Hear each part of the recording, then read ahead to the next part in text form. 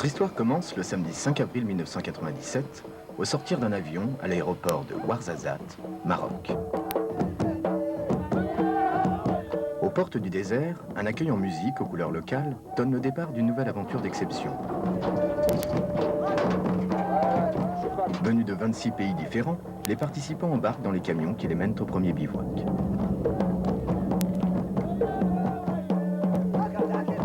Leur mission, s'ils l'acceptent, est de traverser à pied 220 km dans le désert marocain.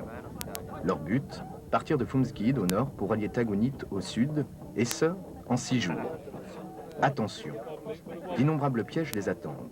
De plus, ils devront tuer. Nom de code de la mission, le 12e marathon des sables. C'est un privilège d'être ici. C'est difficile, mais c'est quelque chose qui est là avec nous pour toujours, parce qu'on n'oublie pas. Un mot pour définir le marathon des sables, un mot. Malgré tout, il y a des étapes accidentées, des étapes de sable, comme je l'ai dit. C'est quelqu'un qui va se précourt en autosuffisance, encore une fois, et que le sac à dos est indispensable, et il est générateur de 8 kilos. 8 kg 180. Ah bah c'est bon.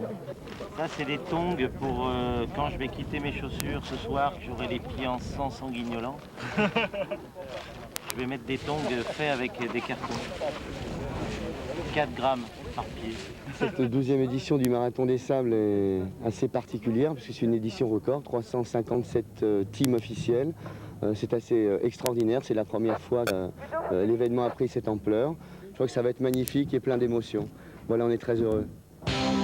Lundi 7 avril, le jour se lève sur le désert marocain avec une intensité particulière, comme pour accueillir ceux qui vont offrir leur souffrance. Bon, on va passer 8 jours ensemble dans un environnement magnifique.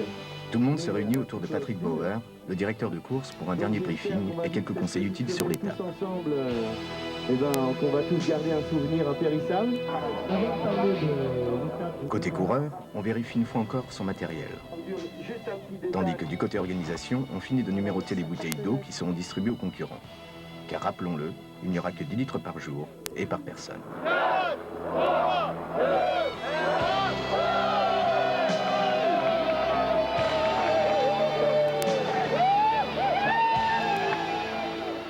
Un vent d'euphorie souffle sur les sables au moment du départ. Objectif aujourd'hui, partir de Foumsguide pour rejoindre El Mdawar Kébir, 27 km plus loin. Le terrain est de type sablonneux et rocailleux, ce qui offre une bonne stabilité. La température extérieure est d'environ 30 degrés, ce qui est tout...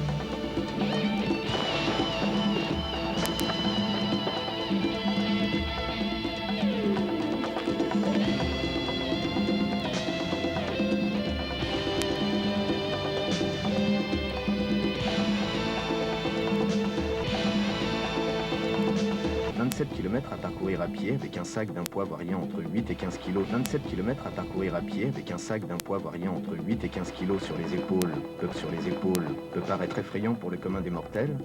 Cette première étape n'est qu'une mise en jambe en rapport de ce qui attend nos agents très spéciaux. Et contrairement au célèbre rallye du Paris-Dakar, le...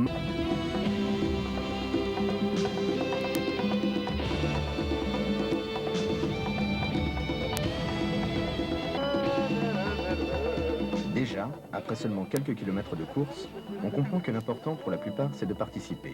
Traverser ces plateaux arides avec le plus de fraîcheur possible. Mais pour d'autres, comme Derksen, mathématicien russe et vainqueur de plusieurs éditions, suivi de près par Hansal et Septaoui. 40-01.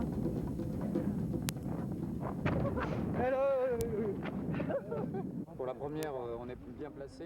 A priori,